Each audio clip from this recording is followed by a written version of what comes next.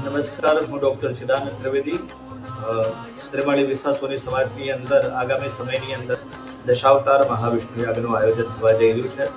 તે સંબંધિત આપની સાથે ચર્ચા એક ખૂબ અગત્યની જરૂરી હતી. તો યજ્ઞ કર્મની અંદર આ કાર્યક્રમમાં અનેક પ્રકારના કાર્ય જોડાયેલા છે અને આ કાર્યની અંદર જેમ જેમ સમય આવશે એમ આગળ જણાવીશું. અત્યારે મહત્વની વાત એવી છે કે જ્યારે આ યજ્ઞના કુંડનો યજમાન પદે આયોજન નામ લખાવવાનું હતું ત્યારે લોકોનો ઉત્સાહ જોઈ અને તરત બધા ખૂબ નોંધાઈ ગયા અને સમાજના દરેક વ્યક્તિને એવું થયું કે આ લાભની અંદર આપણે જોડાઈએ. માટે થઈ અને દરેકને લાભ મળી શકે એવો પ્રયત્ન અમારા તરફથી થઈ રહ્યો છે કે સમાજના દરેક વ્યક્તિ આની અંદર જોડાઈ શકે, કે અધિકતમ સુધી દરેકને લાભ પ્રાપ્ત થાય એવી રીતે અમે પ્રયત્ન કરવા જઈ રહ્યા છીએ. તો અત્યારે મહત્વની જે વાત છે એ પ્રમાણે યજ્ઞ કર્મની અંદર 4 વેદોનું પારાયણનું આયોજન કરવાનું છે. 4 વેદોનું પારાયણ એ ખૂબ અગત્યનું છે. જે યજ્ઞ કર્મની અંદર 4 દ્વાર હોય છે, એમ પૂર્વ દ્વારની અંદર ઋગ્વેદનું આસન હોય છે, દક્ષિણ દ્વારમાં યજુર્વેદ, પશ્ચિમ દ્વારની અંદર સામવેદ અને ઉત્તર દ્વારની અંદર અથર્વવેદનું પારાયણ થતું હોય છે. તો પારાયણ કેમ થવું જોઈએ અને કેમ કરવું જોઈએ એ ખૂબ મહત્વનું છે સમજવાનું. તો વેદોની અંદર પણ એવું કીધું છે કે તસ્માદ જ્ઞાત સર્વભૂત રેચઃ સામાન્ય જગ્નિરે છંતા કૌશિક જગ્નિરે તસ્માદ જ્ઞાતુસ તસ્માદ અજાયત.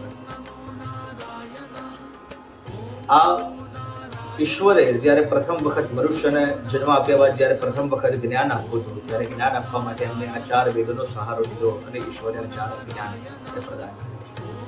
આ 4 વેદોનું જ્ઞાન જે છે એ અલગ અલગ દ્વારા પ્રાપ્ત થયું છે. પહેલા ઋષિમુનિઓને જ્ઞાન આપ્યું અને આ ઋષિમુનિઓએ સામાન્ય માણસ સુધી કઈ રીતે પહોંચે એના માટે અગ્નિ જોડેથી અગ્નિને મહત્વ બનાવ્યું, ઋગ્વેદનું અને આ માધ્યમ પહોંચાડ્યું મનુષ્ય જાતિનું કલ્યાણ માટે. એવી રીતે વાયુને યજુર્વેદ, સૂર્યને સામવેદ અને અંગીરાને અથર્વવેદ એમને સુધી મનુષ્ય જાતિ સુધી પહોંચે એવો પ્રયત્ન કરવા માટે થઈ. તો અત્યારે પ્રશ્ન જે છે સામાન્ય એ કે આ વેદોનું પારાયણ કેમ કરવું જોઈએ, આની અંદર માણસ કેમ જોડાય. વેદોની અંદર પણ આગળની અથર્વવેદની અંદર આના 3જા ખંડની અંદર 30મા અધ્યાયની અંદર 4થો શ્લોક છે. યેન દેવા ન વિયંતિ નો ચ વિદ્વેષતે તત્તુર્ણવો બ્રહ્મવો ગુહ્યમ સંજ્ઞાનમ પુરુષે. વેદોની અંદર પણ એવું કીધું છે કે પ્રયોજન વિના કોઈ કાર્ય થતું નથી, તો વેદનું અધ્યયન કેમ કરવું? તો વેદનું અધ્યયન થવાનું મુખ્ય કારણ છે કે વેદ જે છે વેદના પારાયણ દ્વારા અનેક ફળ પ્રાપ્ત થાય. હજારો વર્ષથી બ્રાહ્મણ બાળકુમારો, બ્રહ્મ ઋષિ કુમારો વેદોના અધ્યયન તરફ પોતાનું જીવન સમર્પિત કરે. લોકો વેદો તરફ પાછા વળો એવા સૂત્રો આપી અને મનુષ્ય પ્રજાતિને ઉર્ધ્વ ગતિ આપવા માટે વેદનો સહારો છે. આસ્તિકવાદ અને નાસ્તિકવાદની અંદર આસ્તિકવાદ વાળા તો પરમ ઈશ્વરને માને છે, પણ નાસ્તિકવાદ વાળા પણ વેદોના કોટેશનને પોતે કોટ કરી અને આગળ પોતે જ્ઞાનને પ્રદાન કરે. તો વેદ અધ્યયન જેટલું છે એટલું ને એટલું જરૂરી પારાયણનું પણ ખૂબ મહત્વ છે. અને આ યજ્ઞ કર્મની અંદર જ્યારે પારાયણ થવાનું છે ત્યારે પારાયણની અંદર શું લાભ પ્રાપ્ત થાય? તો વેદો દ્વારા અભ્યાસ દ્વારા પારાયણથી વિરોધોને દૂર થાય છે. મનુષ્યને પોતાના આંતરિક જે વિરોધો હોય છે એના આંતરિક વિરોધો અને બાહ્ય વિરોધો છે એનાથી પોતે બહાર નીકળી શકે છે. ઈર્ષા, દ્વેષ, ક્લેશ, ઘૃણા પારિવારિક હોય, સાંસારિક હોય કે અન્ય કોઈ પણ જગ્યા હોય તો આ બધાની અંદરથી વેદ પારાયણ દ્વારા આપણે બહાર નીકળી શકીએ.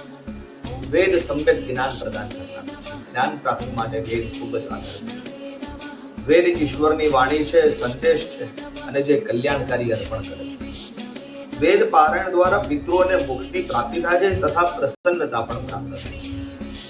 અનેક વખત પિતૃઓની પીડા હોય છે ત્યારે વેદ પારાયણ કરવાથી એઓને શાંતિ પ્રાપ્ત થાય છે.